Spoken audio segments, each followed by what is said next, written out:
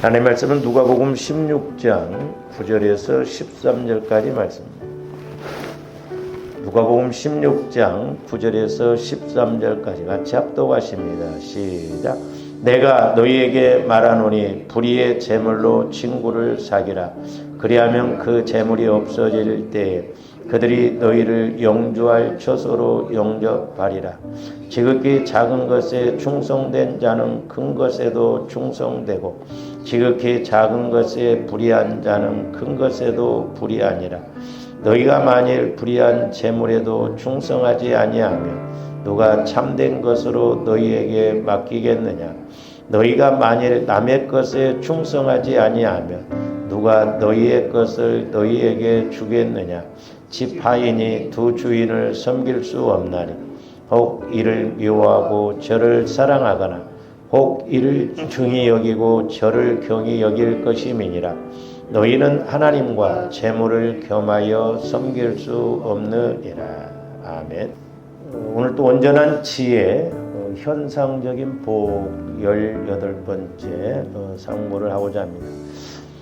저는 이제 개인적으로 우리가 새벽기도 때 이제 사도행전을 이렇게 상고를 하고 있습니다만은 그 사도행전 9장에서 보면 다비다, 즉 도르가라고 하는 여인이 기도를 많이 하고 구제를 심히 많이 했다라고 그랬습니다.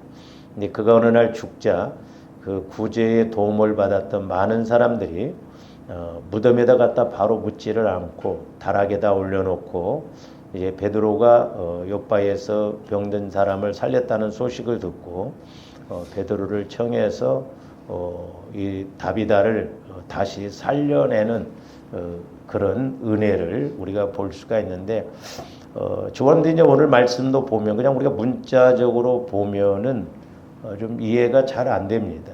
이게 뭔 말인가 하는데요. 이제 우리가 성령 하나님을 통해서 또한 적용적인 측면에서 보면 이 말씀이 이렇구나라는 것을 깨닫고 어쨌든 좋아하는데 예수 믿어서 하나님의 지혜로 말미암아 우리가 복을 받고 쓰임 받는 저와 여러분들이 돼야 될 줄로 믿습니다. 그래서 우리가 이제 제가 다비다의 그런 믿음을 한 7가지로 이렇게 이제 깨달으면서 오늘 말씀하고 이렇게 적용을 시켰는데 오늘 9절 말씀도 한번 보시오. 내가 너희에게 말하노니 불의의 제물로 친구를 사귀라. 불의의 제물이라는 것은 도둑질하고 나쁜 일에 대해서 번 돈이 아니라 이제 천국 개념과 이렇게 반대되는, 즉 이 세상의 재물을 가지고 이렇게 친구를 사귀라. 그리하면 그 재물이 없어질 때 그들이 너희를 영주할 처소로 영주. 너희를 그랬죠. 그러니까 우리가 다비다를 적용시켜 보면 다비다가 이 세상 물질로 많은 사람들을 구제하고 또한 이렇게 옷을 지어서 입힘으로 말미암아 나중에 그가 죽었을 때는 먼저 물질이 아무 소용이 없잖아요. 근데 도움을 받았던 사람들이 이렇게 힘을 합침으로 말미암아 그가 다시 살아나는 부활의 은혜를 이렇게 체험하는 것을 볼 수가 있습니다. 그래서 지난번에도 이제 상고를 했습니다만은 이제 4가지 5번째 말씀을 드리다가 마쳤습니다만은 다시 한번 상고하면 첫 번째로는 공동체 신앙이 중요하다라고 그랬고 두 번째로는 이제 우리가 다른 사람을 위해서 중보 기도를 많이 해줘야 되겠지만 더 중요한 건 중보 행동, 즉 중보 사랑이 중요하다는 것이죠. 그건 뭐냐? 내가 행함으로 직접 도와주고 행함으로 사랑을 베풀었을 때 우리에게도 그 응답이 가장 빠르고 그것을 많이 쌓아놨을 때 하나님도 우리에게 사람을 통해서 이렇게 행함으로 은혜를 주신다라고 하는 것입니다. 그 다음에 이제 세 번째로는 다비다의 믿음도 칭찬받을 만하고 또한 그의 도움을 받았던 사람들의 믿음도 칭찬받을 만하다라고 말씀을 드렸습니다. 그리고 네 번째로는 이제 주 안에서의 수고가 헛되지 않다. 오늘 말씀에서도 보면 작은 것에 충성된 사람은 큰 것에도 충성되고 작은 것에 불의한 사람은 큰 것을 맡겨놔도 불의합니다. 그러니까 우리가 이런 영적인 원리를 잘 아셔야 되겠고 또한 작은 것에 충성된 사람들은 하나님께서 큰 은혜도 주신다는, 이게 생명관계이기 때문에 그렇다는 것을 우리가 아셔야 되겠습니다. 그래서 이제 오늘 5번째로 지난번에 말씀을 드리다가 끝났습니다만은 5번째로는 이제 사랑은 사랑을 낳는다. 근데 이것도 이제 어떻게 보면 1단계거든요. 우리가 야고보서 1장 한번 봅니다. 14절, 15절.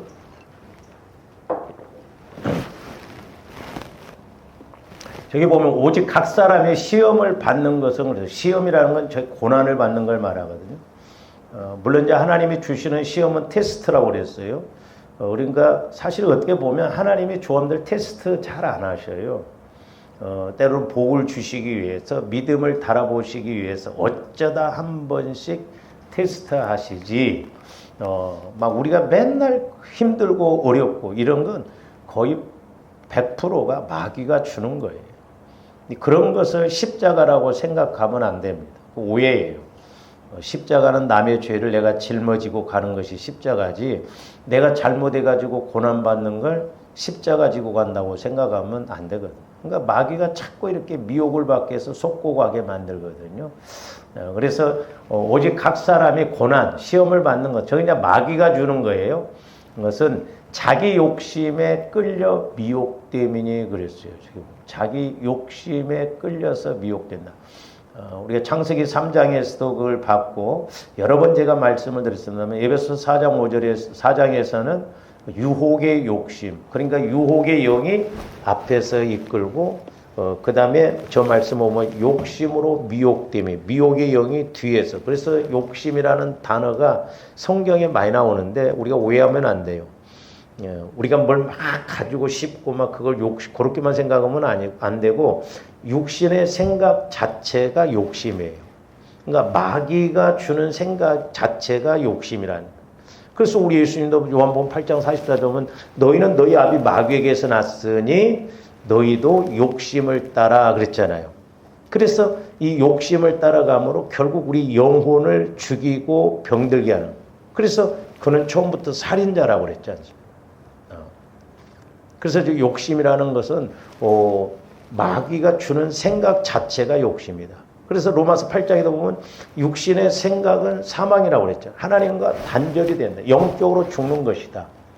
그러나 영의 생각은 생명과 평안이다 그랬지 않습니까? 그러니까 어떻게 보면 오늘날 조금더 육신의 생각 갖고 신앙생활 하니까 로마서 8장에서 있는 말씀처럼 육신의 생각은 하나님의 법에 굴복할 수도 없고 굴복도 안 된다고 그랬어요. 이게 무서운 말이에요. 제가 목회를 해보면서 설교를 해보면서 그래요. 여러분들이 육신의 생각을 갖고 있으면 아무리 성령께서 제가 저에게 말씀을 주셔서 직접 여러분들에게 이야기를 드린다 할지라도 여러분들이 그냥 귀로만 듣고 끝나버려요. 해보려고도 안 합니다. 이게 무서운 것이거든요. 원리 공식이 그렇게 되어 있어요. 하나님의 법에 굴복도 안 해요. 그리고 하려고 하지를 않는다 이 말이죠. 그래서 육신의 생각이 얼마나 무서운가. 근데 오늘날 조범대가 얼마나 육신의 생각을 갖고 신앙생활을 많이 합니까? 그러니까 죽은 생각, 죽은 마음을 갖고 우리가 예배드리고 기도한다고 하지만 결국 하나님 보시기에는 죽은 자다 이 말이죠. 그러니까 은혜를 못 받고 예수님을 못 만날 수가 있거든요. 그래서 이제 저기도 보면 욕심에 끌려 미혹됨이니 욕심이 잉태한 적 죄를 낳고 죄가 장성한 적 사망을 낳느니라. 저기 보면 이제 낳고가 2번 나옵니다. 제가 처음에는 저 말씀이 해석이 잘 안 됐어요. 그렇구나 하지만은 내 실질적인 삶 속에서 또 내가 영적인 측면에서 이것이 확실하게 내 영혼에서 믿어지고 깨달아졌는데 저게 어떻게 설명을 할까? 그리고 한참 그러고 있었는데 그 사도행전 9장 다비다를 이렇게 설교하면서 그날 아침에 성령께서 이제 다르게 사랑으로 이렇게 깨닫게 해주실 때 저 말씀이 비로소 해석이 되어지더라고요. 그래서 이제 이렇게 사랑은 사랑을 낳는다. 이게 1단계예요. 저기 근데 15절에 보면 욕심이 잉태한 적 죄를 낳고, 그러니까 욕심이라고 하는 것도 죄죠. 그러니까 죄는 죄를 낳고 그래요. 거기까지가 1단계예요. 근데 이제 거기에서 2단계 죄가 장성한즉 사망을 낳느니라 그랬거든요. 그래서 이제 우리가 1단계도 보면 자, 믿음은 믿음을 낳고 은혜는 은혜를 낳고 죄는 죄를 낳고 악은 악을 낳는다. 근데 이것이 이제 그렇게만 하면 끝나는데 마귀가 자라나게 하거든요. 그래서 이제 제가 여러분들에게 좀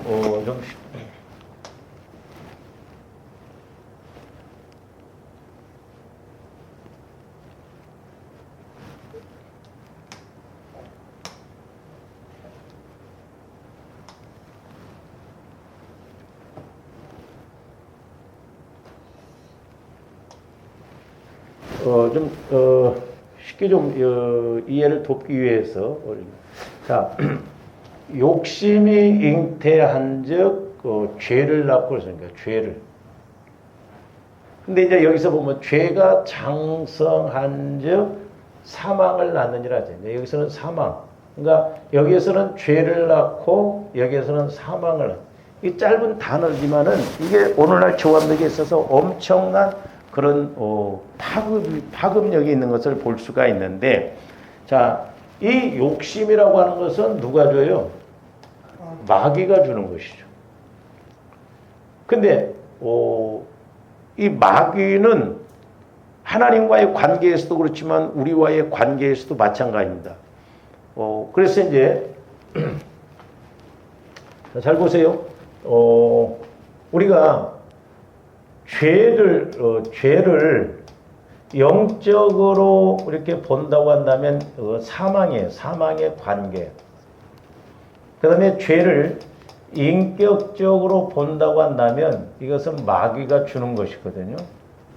그러니까 우리가 이렇게 죄를 볼 때 영적으로 우리가 이게 사망인구나 이런 것을 알아야 되는데 사망인지를 모르니까 그러니까 영적으로 죽게 만든다. 하나님과 단절되어지는 것이 사망이잖아요. 그걸 모르니까 우리가 그냥 쉽게 생각하거든요. 마귀예요. 그리고 이것은 이제 사실적으로 본다고 한다면 이게 저주입니다. 이게 좋은데 저주받는 게 좋습니까? 그러니까 우리가 이게 인식이 되어져야 돼요. 그러니까 죄는 영적으로, 인격적으로, 사실적으로 뭔가 우리가 하나님도 영적으로, 인격적으로, 사실적으로 이렇게 알아가자고 했잖아요. 그래서 사망의 관계가 오고 마귀가 주고 저주가 온다. 마귀가. 그러면 자, 이것은 이제 반대로 여기 이제 은혜가 나옵니다만은 자, 하나님께서 우리에게 은혜를 주시죠. 이 은혜도 똑같아요. 세 가지로 본다고 한다면 영적으로 본다고 한다면 이 은혜는 그러니까 오늘날 은혜의 개념도 좀 주엄대 잘 아셔야 돼요.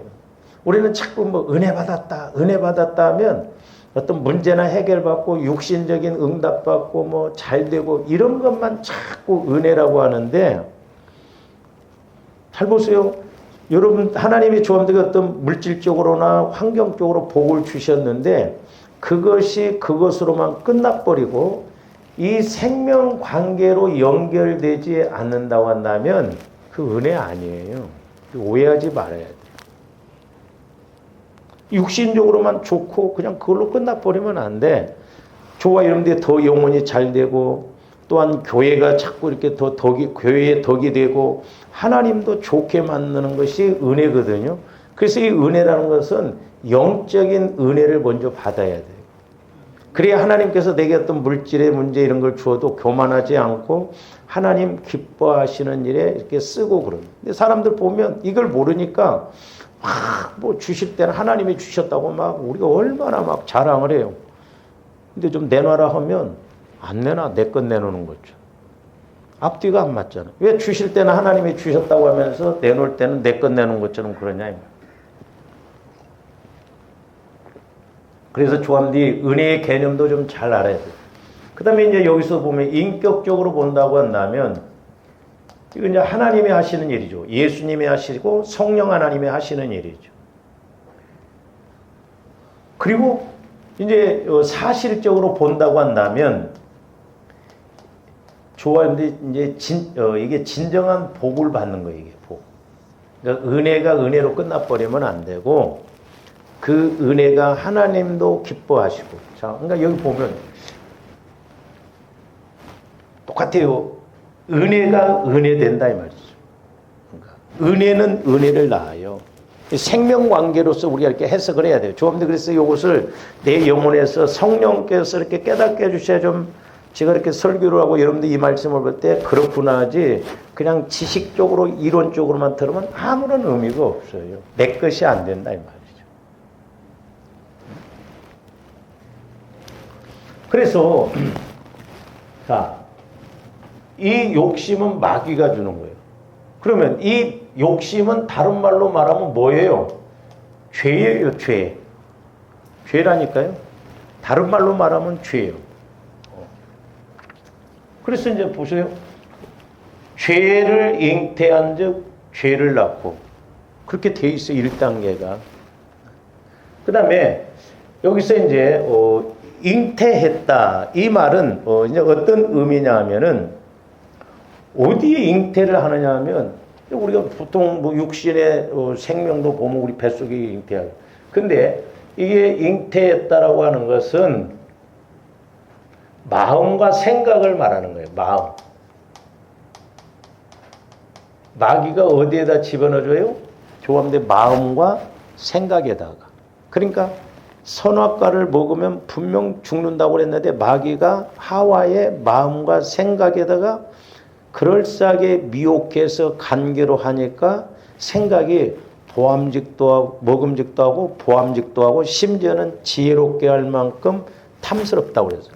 그래서 저와 여러분들이 영안이 열려져서 내 영혼에서 창세기 3장 그것을 읽어보면 이래서 이 말씀이고 이거래서 이것이 무섭고 중요하구나 하는 것을 깨닫게 되는 거예요. 그냥 지식적으로 이론적으로 읽으면 아무 의미가 없어요. 그래서 마귀는 욕심을 조화인데 마음과 생각에다 갖다가 계속 집어넣어준다. 그래서 육신의 생각은 사망이다. 하나님과 단절되게 만든다는 거예요. 그런데 내 생각이, 내 마음이, 내 말이, 내 행동이 하나님께서 기뻐하시는 것인지 마귀가 기뻐하는 것인지를 우리가 분별을 할 줄 알아야 될 줄로 믿습니다. 할렐루야. 그 다음에 이 죄를 낳고 죄를 낳는다는 것은 사람도 이제 10달이 되면 육신의 생명을 태어날 때 혹은 이제 뭘 말하냐면 행동을 낳고 해요.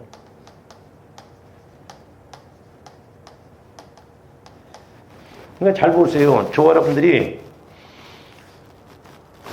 옛날에 이제 집사님 한 분이 교회 와서 이렇게 막 뭔 말하다 말을 막 자기도 모르게 막 이렇게 해버렸어요. 제가 있으니까 막 할머니 평상시에 안 하던 말을 했네 그러더라고. 뭘 안 하던 말을 해. 집에서 늘 하고 습관적으로 하다 보니까 교회 와서까지 자기도 모르게 그냥 나오는 거예요. 마음에 가득한 것이 입으로 나온다고 그랬거든요. 너무 정확해요. 그러니까 우리가 사람을 속일 수 있지만 하나님은 못 속이는 거예요.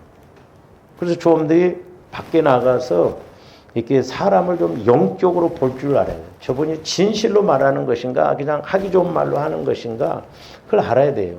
네? 얼굴은 예쁘장한데 이 상처가 많으면요 그 인생 고납니다. 얼굴 보고 갔다가. 사람은 영적인 존재거든요. 그러니까 행동을 낳아요. 그러니까 마귀는 이렇게 육신의 생각, 어떤 뭐 욕심, 그런 생각을 집어넣어서 그 생각이 계속 자라나게 해서 결국 행동으로 낳게 해요. 뭐든지 행동을 낳기 전에 회개해야 돼요. 그러니까 보세요. 이렇게 이제 가끔 이렇게 밖에 나가면, 우리 어렸을 때 그 시골에 가면, 그 넝쿨로 가면서 이렇게 껍질로 돼가지고 이렇게 된 게 있거든요. 근데 이것이 이제 이렇게 낙하선처럼 씨가 이렇게 있어가지고 이렇게 포자가 있어고 이렇게 있어요. 가지고 하얗습니다. 이게 탁 까지면 막 팽팽팽팽팽 돌아가면서 막 흩어져요. 근데 이게 씨라고 하는 것은 터져갖고 여기저기 뿌려지면 이게 나중에 수습하기 어렵거든요. 신앙도 똑같아요. 그러니까 주와 여러분들이 행동으로 옮기기 전에 회개가 이루어져야 되는데 그걸 회개를 안 하면 자꾸 우리가 낳고 내 마음에서 어떤 생각을 가지고 말로 낳고 행동으로 낳고 계속 낳거든. 그러면 그것이 여기저기 막 다 뿌려져 있다 이 말이죠. 수습하려면 어려워요. 뭐든지 미리미리 이렇게 안 좋은 것은 미리미리 정리를 하는 게 좋거든요. 그렇잖아요. 잡초도 미리미리 이렇게 처리를 해야지 다 자라나갖고 이렇게 처리를 하면 얼마나 힘들어요.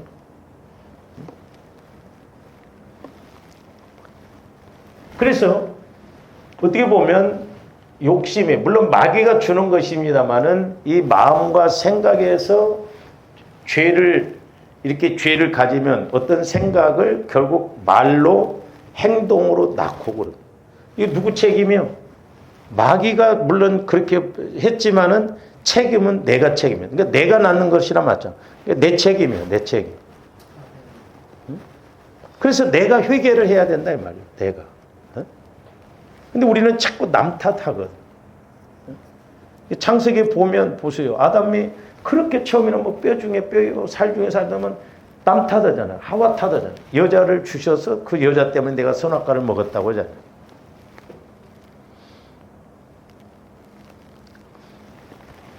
근데 이제 조원들이 이렇게 내가 어떤 것을 행동으로 옮겼어요. 근데 우리는 뭐 그러려니 하죠. 아무것도 몰라. 우리는 그게 어떻게 자라나고 어떻게 하는지를 모른다 이 말이에요. 이제 문제는 이제 또 여기거든요. 자, 죄를 났어. 내가 그 행동을 이렇게 해놨어요. 그러면 마귀는 그걸 계속 자라나게 합니다. 그래서 조화님들이 어떻게 보면 영적인 측면에서 2번 나오면 안 돼요. 예? 그래서 이제 자 이게 죄가 장성하죠. 그러니까 죄도 생명관계, 죽이는 생명, 죽이는 인격입니다. 그래서 이 생명관계이기 때문에 자라나요. 그래서 죄가 장성하게 한다는 것은 마귀가 자꾸 자라나게 해요. 그래서 마태복음에서도 보면 자 마태복음 13장 한번 봅니다. 24절에서 30절 보면 자 예수께서 그들 앞에 또 비유를 들어 이르시되 천국은 좋은 씨를 제밭에 뿌린 사람과 같으니 사람들이 잘 때에 그 원수가 그러니까 마귀가 와서 곡식 가운데 가라지를 덧뿌리고 왔더니 잘 아셔야 돼요. 성령 하나님은 주무시지 않고 조함대 약함을 위해서 말할 수 없는 탄식함으로 간구하신다고 그랬어요. 그래서 여러분들이 기도를 많이 하고 영적으로 여러분 영혼이 살아있으면 내가 꿈을 꾸거나 뭐 하면 하나님은 밤에도 내가 자지만 내 영혼은 이렇게 자지 않고 기도하게 하는 것을 알 수가 있어요.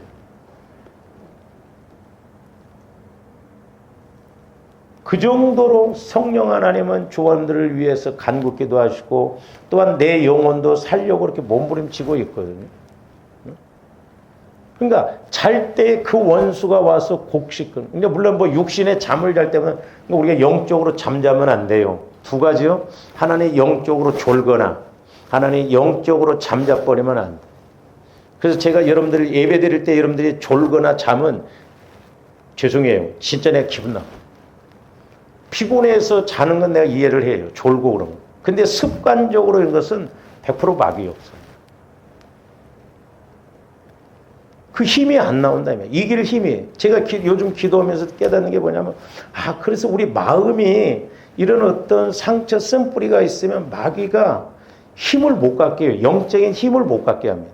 그러니까 기도도 힘이 없게 하고 말씀을 읽어도 깨닫지 못하게 하고 어떤 문제가 오면 더더구나 문제 속에 푹 빠져버려. 갖고 그 문제 속에 빠져갖고 헤어나오지를 못해요. 영적으로 심각한 거예요. 그래서 좀 더 영적인 힘이 있어야 돼요. 그렇잖아요? 내가 육신적으로도 힘이 있으면 바위도 막 들을 수 있지만 힘이 부딪히면 져버리거든. 근데 저도 옛날에 이제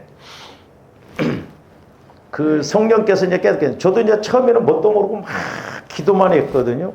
근데 내가 기도를 해서 어떤 문제를, 그러니까 이 문제가 임할 때는 내가 이 문제를 들 수 있을 때는 쉽더라고. 근데 이 문제가 이렇게 커져가지고 내가 이제 힘이 없어요. 이 문제를. 지쳐버리거든요. 그래서 조감들이 말씀과 기도가 병행이 돼야 된다는 게 중요해요. 오늘날 제가 기도할 때 성령께서 자, 내 힘으로 하면 이게 문제를 못 이겨요.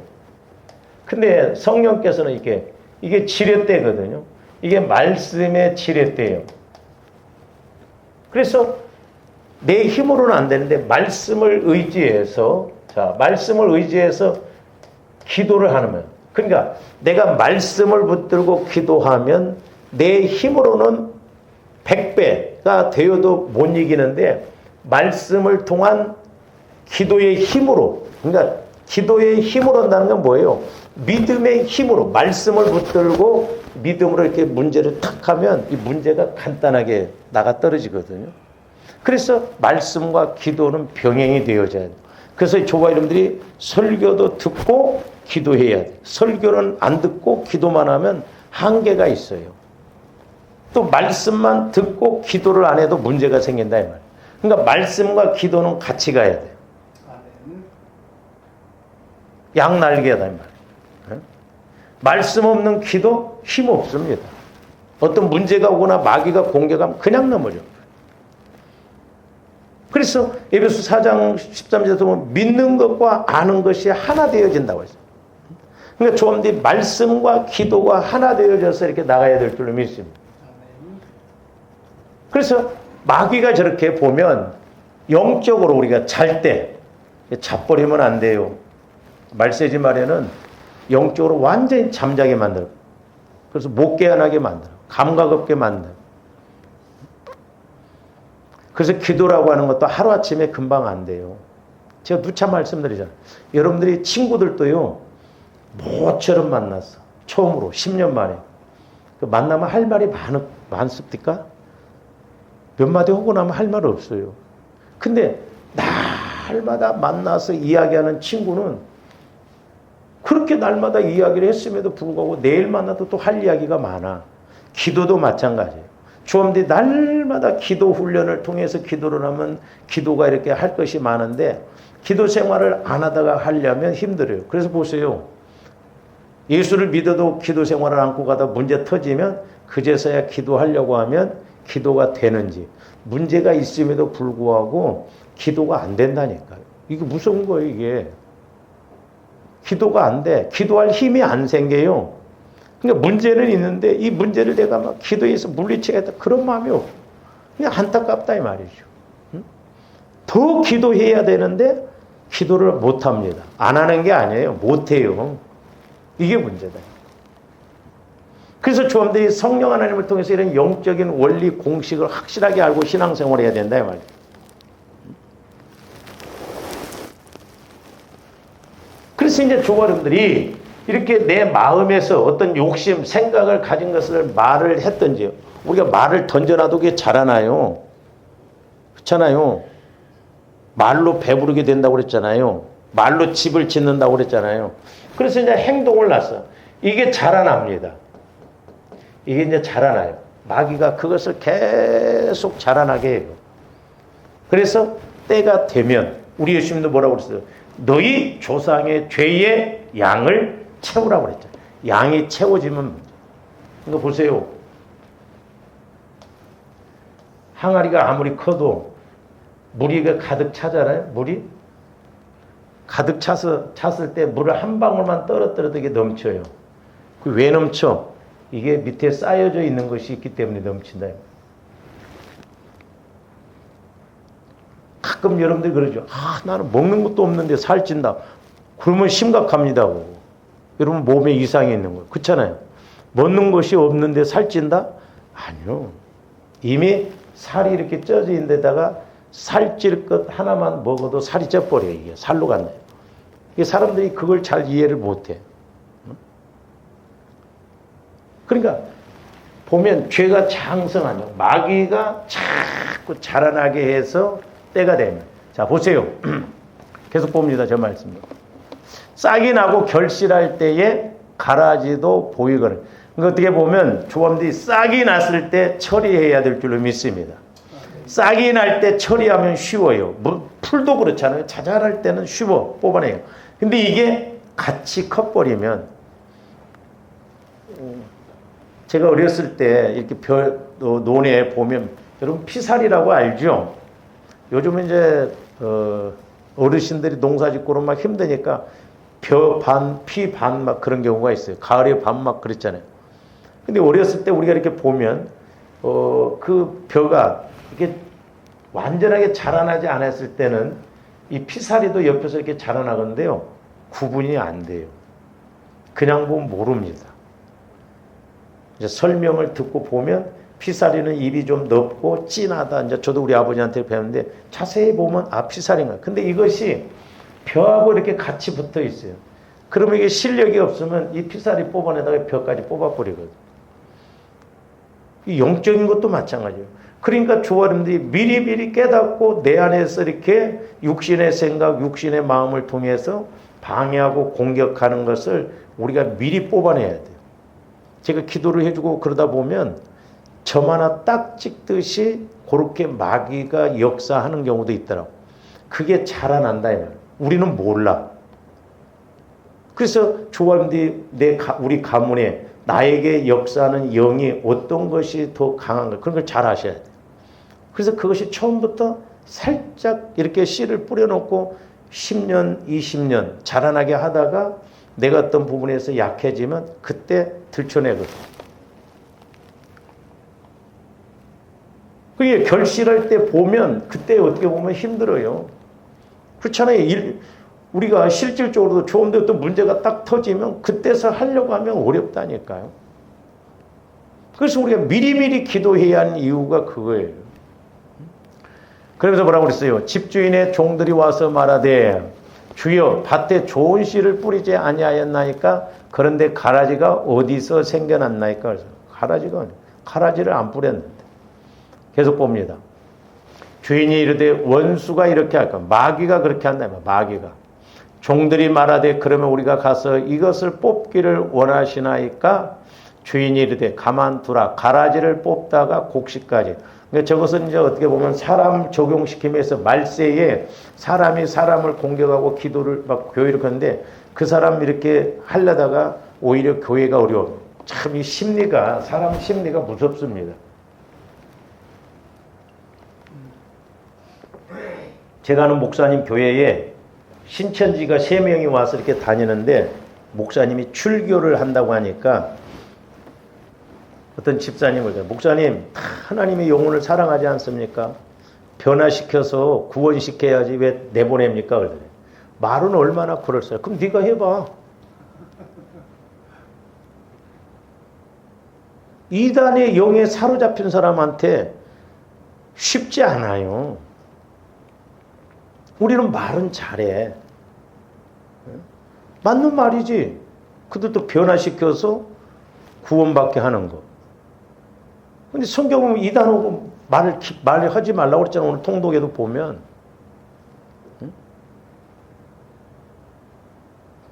그러니까 차라리 심판 때 하나님의 심판하는 것이 낫다. 그 정도로 마귀가 방해를 한다는 걸 아셔야 돼요. 가만두라는 거예요. 차라리 추수 때 뽑겠다는 거예요. 그러면 문자적으로 이런 조합들 개인적으로 이렇게 우리가 적용할 때 저와 여러분들 안에 있는 거 이런 거 가만히 둬서 자라나게 할 거예요? 심판 때 내가 하나님 앞에 심판받아야지. 제가 말씀드렸잖아요. 옛날에 큰 교회 목사님들이 이렇게 암으로 돌아가신 분이 몇 분 계셨어요. 근데 그 어떤 목사님, 유명한 그 목사님이 암이 내 안에 있는데 그냥 암을 친구처럼 생각하고 그냥 그렇게 가기로 했다는 거예요. 그게 어떻게 보면 아주 합리적이고 육신적으로 보면 그럴싸한 것 같지만 영적인 측면에서 보면 질병의 80~90%는 마귀가 주는 것인데 마귀하고 합작해서 가자는 거 아니잖아요. 과감하게 물리쳐야 돼요. 아니, 도둑놈이 와 있는데 그래 그냥 내비두어. 침대 밑에서 있다가 또 나 없으면 와서 돌아가고 뭐 그렇게 합니까? 아니에요. 그러니까 우리가 조금 더 영안이 열려지고 귀가 열려져서 우리가 영적으로 정확하게 분별하고 나가야 될 줄로 믿습니다. 마귀는 오늘 또 도둑질하고 죽이고 멸망시키려고 우는 사자와 같이 두루 삼킬 자를 찾는데 우리는 육신적으로 그냥 그러려니 하고 가면 되겠냐 이 말이죠. 예? 그래서 영안이 열려지고 귀가 열려져서 정확하게 보고 가야 된다. 우리가 육신적으로도 길이 아닌 막 가시밭으로 가면 가려고 하겠어요 여러분들이? 안 가려고 그러잖아요. 영적인 것도 마찬가지예요. 30절 봅니다. 둘 다 추수 때까지 함께 자라게 둬라. 추수 때에 내가 추수꾼들에게 말하기를 가라지는 먼저 거두어 불사르게 단으로 묶고 곡식은 모아 내 곡간에. 저것은 사람들에 관한 것이에요. 말세에 또한 앞으로 마귀가 이렇게 이단들을 통해서 역사하잖아요. 예? 그 이단들 막 우리가 한다고 해서 없어져요? 금방 안 없어져요. 하나님이 오셔야 없어져. 쉽지 않습니다. 그러니까 이단에 한번 빠지면요 어려워요. 그래서 신앙관이 무섭습니다.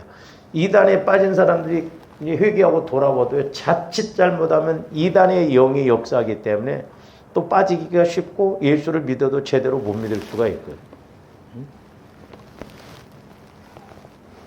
그래서 마귀가 장성하게 하는데 저기 말씀에 보면 뭐 밤낮으로 자라게 한다고 해서 밤낮으로. 귀신은 안 자요. 응? 그래서 우리가 깨어 있어야 된다면 영적으로 정신을 바짝 차리고 기도라고 그러잖아요. 괜히 그렇게 한 말이 아니에요. 실제니까요. 실제.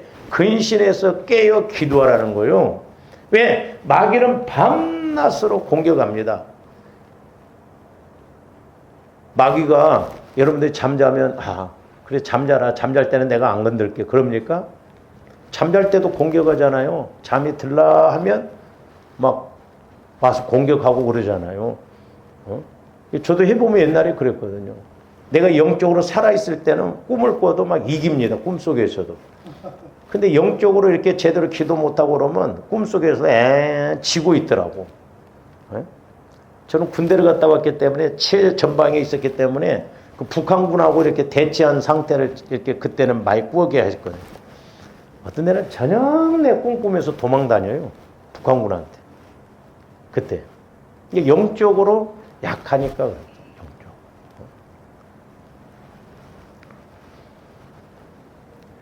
그래서 이렇게 이제 장성해. 밤낮으로 마귀도 그걸 키웁니다. 그래서 양이 딱 채워지면 사망을 낳는 사망. 이 사망이 뭐예요? 고난, 저주, 실패, 멸망으로 치닫게 한다 이 말이죠. 그러니까 마귀는 이렇게 해서 조화를 무너뜨리고. 그러니까 짧은 한 단어지만 우리가 영적인 측면에서 이렇게 보면 마귀가 이렇게 공격하는데 우리가 무장도 않고 그냥 신앙생활하면 되냐.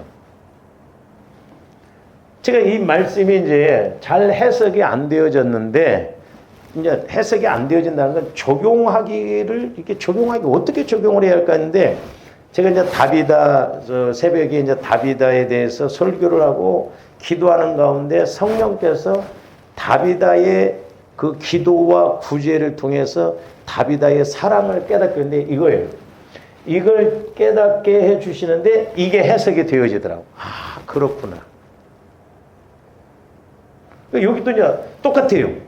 이제 위는 마귀가 역사를 했지만 밑에는 이제 반대로. 자, 사랑이 잉태했다. 이 사랑은 누가 주시는 거예요?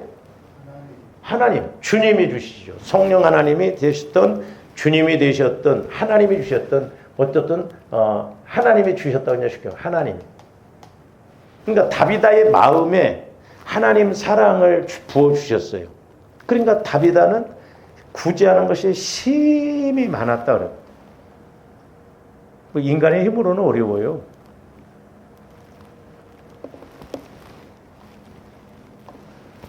그러니까 자 다비다에게 하나님 사랑이 그 마음에 충만하니까 기도를 많이 했기 때문에 그러니까 우리가 기도 안 하면 안 돼요. 목회자가 됐든 성도가 됐든 기도가 무너지고 기도를 안 하면 다 무너져요.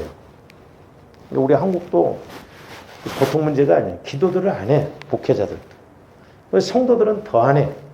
그러니 주일 지금 오전만 코로나 이후로요. 지금 교회들마다 우리 지방에를 보도 그렇고 코로나 이후에 없어진 교회들이 15,000교회가 넘대요. 주일 오전만 예배 드립니다.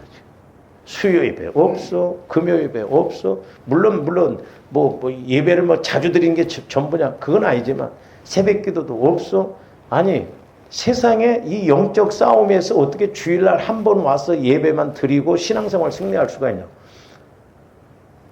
저는 목회자이지만 그렇게 하라고 하면 내가 죽을 것 같더라고요. 그렇잖아요. 영적으로 어떻게 그렇게 하냐 이 말이에요. 육신적으로는 편하죠. 한 번만 딱 설교하면. 응? 직업이 돼버린다 이 말이에요. 그렇게. 아니다 이 말이에요. 자, 그래서 다윗의 마음에 하나님 사랑이 잉태되어지니까 그 사랑이 자라나니까 자 구제를 낳고 구제. 그래서 다윗은 구제와 선행이 심했더라 그랬어요.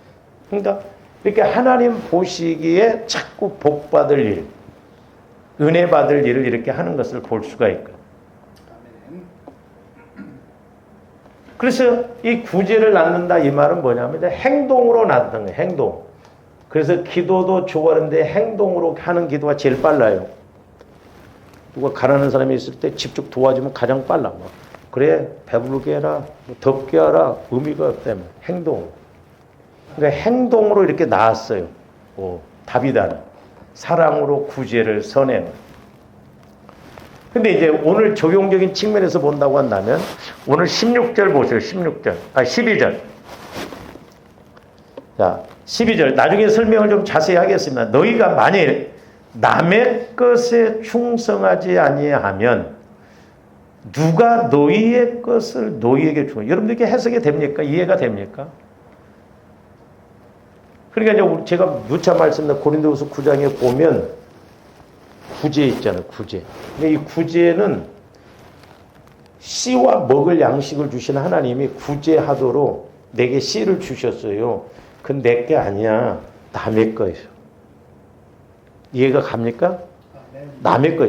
남의 것까지 내가 먹어버리면 도둑놈이야. 하나님 것 먹어도 도둑놈이고 심으라고 줬는데 구제하라고 줬는데 선행을 하라고 줬는데 내가 그것을 내 몫으로 가져온다고 한다면 그건 지혜가 없는 사람이에요. 그러니까 좀 누가 보면 16장 이 말씀을 영적인 측면에서 잘 알아야 물질의 복도 받는 원리가 알아진다 이 말이죠. 그러니까 남의 것이요 남의 것. 이 구제는 근데 이제 잘 보세요. 나중에 뒤에 가서 말씀드렸으면은 결국에는 내 것이요. 이해가 갑니까? 이 역설적인 면이에요. 역설적인 면. 그러니까 다윗은 자기 것인데 자기 것으로 여기지 않았어요. 구제했다는 건 남을 도왔다 이 말이에요. 남. 그러니까 보세요. 잠언서 뒤에 가서 나중에 보겠습니다. 흩어 구제하여도 부하게 된다고. 과도히 아껴도 가난하게 된다. 그러니까 우리가 영적인 공식 원리를 알고 신앙생활을 해야 될 줄로 믿습니다. 그냥 복 받는 게 아니에요. 그래서 행동으로 다른 사람을 구제했어요. 그게 사랑이 선행으로 구제로 나는 거예요. 그러니까 사랑이 잉태한 즉 구제를 낳고 다른 말로 해도 돼요. 은혜를 잉태한 즉 구제를 낳고 선행을 낳고 그러니까 여기서 다 나오잖아요. 영적으로 인격적으로 사실적으로. 그러면서 이제 그 뒤에 여기 보면 구제 선행이 그러니까 구제가 장성한 적 그래서 구제가 장성한 적. 그러니까 이제 물론 조원들이 제가 옛날에 기도할 때 어렸을 때 하나님 앞에 물질을 심어 놓은 사람 그것을 이렇게 보여주시는데 어렸을 때 한 번 심어 놓았다 할지라도 그것이 30년, 40년, 50년 되니까 어마어마하게 자라나더라. 그렇다고 해서 우리는 한 번만 딱 하면 안 되고 다비다가 한 번만 딱 부족을 아니에요. 계속 심으면 자라나게 하시죠. 그래서 장성하게 하는 건 뭐예요? 여기서는 주님이 하신다. 주님이. 하나님이 내가 구제를 한 것을 장관. 그래서 제가 구제 은사 받은 사람 권사님을 한번 이렇게 기도를 할 때 어떤 걸 보여주냐면 어떤 건 씨를 뿌려주고 어떤 것은 싹이 나고 구제가 씨를 뿌리고 구제가 싹이 나고 구제가 성장하고 구제가 꽃 피우고 구제가 열매 맺고 구제가 따먹고 그러면서 계속 봄, 여름, 가을을 계속 누리라는 것이죠. 조합된 신앙 이것은 자라나게 해야 돼요. 이렇게. 할렐루야. 그래서 말씀이 됐던 물질이 됐던 건강이 됐던 조합된 자꾸 이렇게 심어놔야 이게 장성해서 양이 채워지면 기도도 마찬가지. 양이 채워지면 30배, 60배, 100배로 와져요. 분명히. 이게 실제예요. 실제. 그래서 구제, 선행이 장성한 즉 제가 여기서는 이제 은혜를 낳느니라 했어요. 은혜. 그래서 여기 보면 부활생명, 부활생명, 부활삼. 자, 다비다에게 적용해 보면 다비다가 하나님 사랑 안에서 구제를 많이 해놨어. 그러니까 그 구제가 자라났어. 근데 나중에 다비다가 죽었어. 그러니까 구제받았던 사람들, 남이 다비다를 초대하는 거예요. 말하자면. 다비다는 이제 그 물질이나 구제가 다 죽었으니까 없어졌잖아요. 그 없어질 때에 그들이 너희를 영주할 처소로 영접한다는 말이에요. 적용적인 측면. 그들이 나를 위해서 살려달라고 기도하고 무덤에다가 땀 묻고 세상에 얼마나 믿음이 좋고 막 그러냐 이 말이에요. 응? 그러니까 다비다가 죽었는데 하나님은 그 사람들의 기도와 그 구제와 기도를 통해서 다시 다비다가 살아나는 부활 생명을 얻는 그런 은혜를 받았다. 요즘 보세요. 만약에 여러분들 죽게 생겼다고 한다면 몇 천만 원 들여서 살아난다고 한다면 하겠어요? 안 하겠어요? 나 돈 아까워서 안 되겠다. 그냥 죽을라다. 나 그럴 사람이 있어요?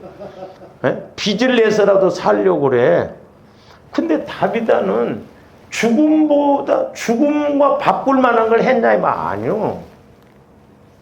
작은 것에 충성됐는데 하나님은 큰 은혜를 주신다. 그래서 조합들이 예수한테는 미쳐볼 만하고 진짜 예수 안에서는 우리가 충성할 이유가 여기에 있다 이 말이죠. 세상 원리는 1,000원 투자해갖고 어떻게 1,000만 원 벌어요. 근데 하나님의 나라는 부활 생명은 30배, 60배, 100배예요. 죽었던 다비다가 살아났다니까. 해볼 만해요? 안 해볼 만해요? 응? 100번이라도 해볼 만하잖아요. 하나님은 막 여러분들 집 팔아서 그럼 구제하라고 합니까? 그냥 내게 있는 가운데서 조그마한 것이라도. 네? 우리 예수 믿는 사람들이 어떻게 보면 참 인색합니다. 아이스크림 하나 살 줄도 몰라. 밖에서 보면. 그렇잖아요. 응? 그 심고 거두는 그 법칙, 원리를 우리가 잘 알아야 돼요. 응? 그래서 다비다로 보면 죽었던 다비다가 살아났고, 자, 삶으로 본다고 하면 부활 믿음은 부활 삶을. 그래서 여러분들 구원의 세 과정, 제가 나눠준 그것도 여러분들이 잘 읽어보시면 거기가 성경이 다 들어가 있어요. 십자가도 짊어질 수 있고 고난도 이기고 나갈. 여기는 고난이 결국 멸망받지만 여기서는 고난이 와도 욥처럼 이기고 갈 수 있는 힘이 와진다 이 말이죠. 그래서 이제 부활 삶은 30배, 60배, 100배가 오잖아요. 세상 법칙에서 30배, 60배, 100배의 그런 이익을 얻는 장사 없어요.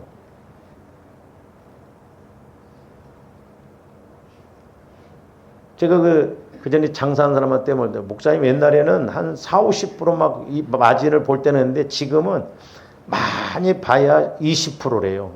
30%도 안 된대요. 근데 여기에서는 하나님 말씀은 30배, 60배, 30%가 아니에요. 3배라니까 30배, 60배, 100배.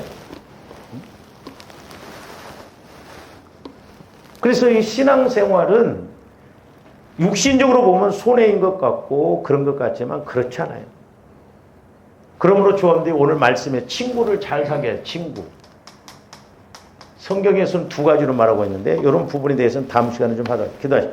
사랑의 아버지 하나님 감사를 드립니다. 이제 말씀을 읽을 때 지식이나 이론으로 끝나지 않게 하여 주시고 우리가 영적으로 생명관계로 깨닫게 하여 주셔서 아버지 하나님 우리의 믿음을 통하여서 하나님께서 우리에게도 다비다에게 이렇게 부활의 은혜를 주신 것처럼 우리에게도 부활 생명, 부활 삶이 있게 하여 주시옵소서. 감사를 드리오며 예수님 이름으로 기도하옵나이다. 아멘.